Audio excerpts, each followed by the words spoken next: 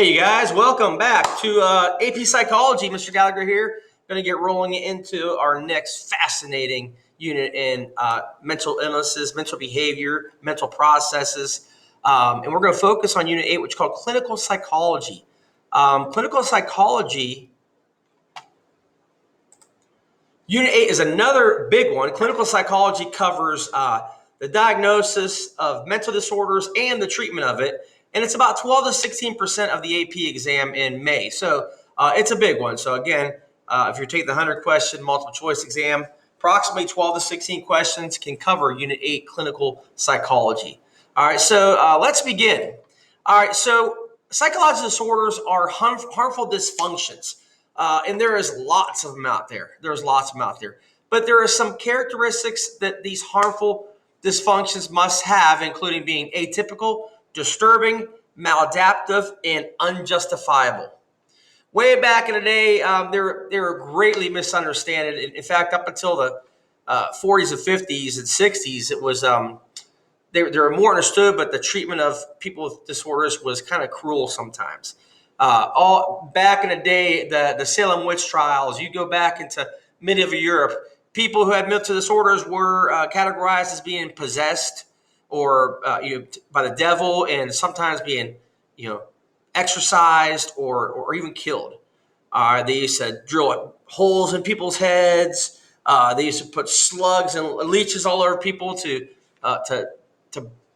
suck out the disorder. Very misunderstood. But today, frankly, because of medical model, we can diagnose psychological disorders at the medical level. All right, the medical model of psychological disorders says that they have physical causes. Therefore, we can treat and even cure these disorders.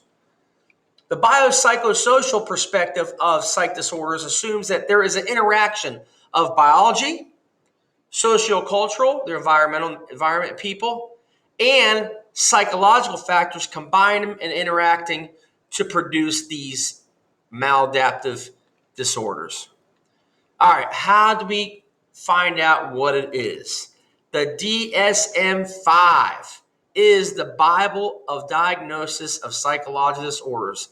It's been revised over the years. It is big, and it's getting bigger.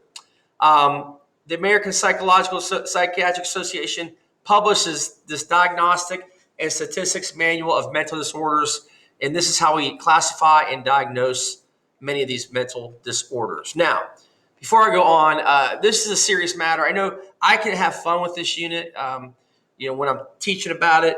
However, if you go down to downtown Charlotte, and this is why it's serious, sad, and unfortunate.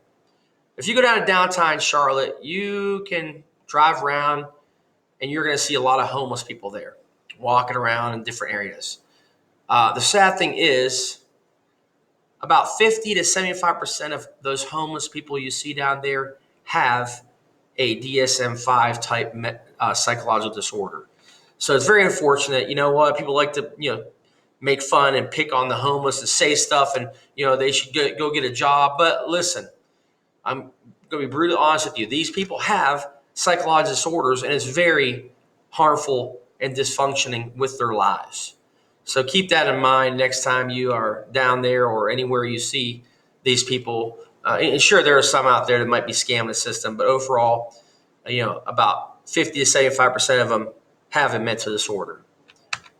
All right, first classification, anxiety disorders. Anxiety, all right, affects women more than men, although those levels are changing. This is persistent and distressing maladaptive behaviors to reduce anxiety. It could be anything. It could be tapping a pencil to reduce anxiety, chewing your nails. It could be all sorts of things, pacing, whatever it is. These disorders are powerful. They get the nervous system going. More specifically, a generalized anxiety disorder is the autonomic nervous system is aroused for a long period of time. People are tense, apprehensive, they're on edge. And so this can be, obviously, their behavior is going to be indicative of this autonomic nervous system arousal. Panic disorder, kind of bring it to a pinnacle here. marked by minute-long episodes of intense dread in which a person experiences terror. They may have chest pains like they're having a heart attack, choking, heart palpitations, shortness of breath, or any other frightening sensation that this anxiety takes grasp of them. And someone with panic disorder, this happens to multiple times usually. Now, you may have had a panic attack. I've had a panic attack, borderline panic. I didn't have a disorder, but I did have a panic attack in college when I was working. I was doing too much stuff. I was working 2 jobs, going to school full time, and it all just hit me. And I got these symptoms in college when I was working at a Chi-Chi's Mexican restaurant, and I had to literally walk into the cooler and just chill out. It was kind of scary. Went to the doctor, I was fine, and that's exactly what the doctor said. Just a little panic attack from doing too much. So anxiety it can be powerful and debilitating. And this ABC News correspondent has a panic disorder attack on the air. All right, phobias are another category of anxiety disorders, and there's tons of them out there. There's a non-scientific site right here, the phobias list. You can check it out. There's a phobia for everything. All right. Now, OCD. OCD is, I cannot get this off here. I can't clear it. Clear. Uh-oh. All right, I'm good. OCD, obsessive compulsive disorder, is 2 things. Unwanted, repetitive thoughts over and over and over and over again. That's one part of it. The other aspect of it is acting on those thoughts. Compulsions. All right. There's a door locked. Go down the steps. Check the door. Is it locked? Going upstairs. Oh, the locked door. Go back downstairs. Check the door. Check it. Lock it. Unlock it. OCD. All right. People have this. They wash their hands so much because they think about bacteria or COVID, whatever, and their hands bleed. All right. Very dysfunctional. Oh, shoot. I did not want to do that. So let me try this again here. I apologize. Oh, man, starting all over again. I swear I won't take that much time as soon as this comes up here. All right, here we go.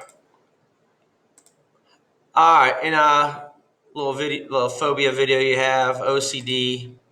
All right, common fears. People are afraid of being alone, storms, water. These are fears are normal. Phobias are much smaller because they're much more intense. PTSD, a very powerful disorder characterized by haunting memories from a traumatic event. It could be war, it could be abuse, it could be seeing something terrible, all right? And they have this lingering effect after the experience that causes all sorts of behaviors that are obviously maladaptive and traumatic to a person. Lots of new things that treat this, including therapy, drugs. There are some actually illicit drugs that psychologists are using, such as ketamine, to treat this disorder.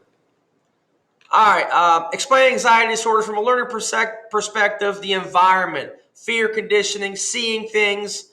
From the biological perspective, genetics, going way back from natural selection. So being afraid of a snake or an insect could be born into our genes, okay?